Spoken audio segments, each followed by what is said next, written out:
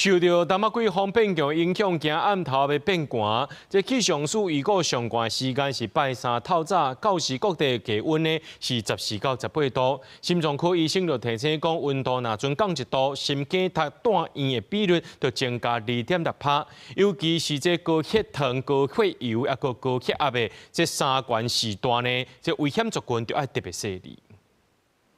拜一各地拢是出日的好天，不过暗时开始特别变天啊。气象署提醒，未来会有2波的东北季风影响台湾。第一波影响到拜五，上悬的时间伫咧拜二暗到拜三，各地温度伫咧14度至18度。过来第二波就是礼拜，温度会更较降。气象署提醒，最近温度会起起落落，民众底衫唔免完全收起来。在北台湾这边的话，有时候白天是感觉上比较像是比较温暖的天气，但是呢，在东北季风影响的期间呢，白天的气温回升又不明显。那至于在中南部的这一带的话，白天的高温都还是可以来到25度以上，其实感受上面是比较温暖的。那早晚的部分，各地都会下降来到20度，甚至到15度。有心脏科医生提醒，最近透早、透暗温度真低，日时暗时温差真大，这款变化也让心肌塌的几率大大增加。根据国内研究指出，若是温度每降1度，心肌塌断的比率就会增加2.6%。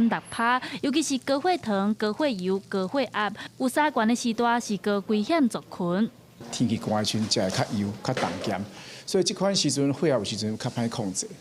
咱若血压控制无好，定定讲咱心脏的一寡问题就会走出来。医生也表示，天气变化大的时，就要斟酌身体的变化。若是出现心脏痛、喘气困难、脑罄干、疲劳的情形，可能就是心肌塌。若是镜头超过10分钟，就要随叫救护车。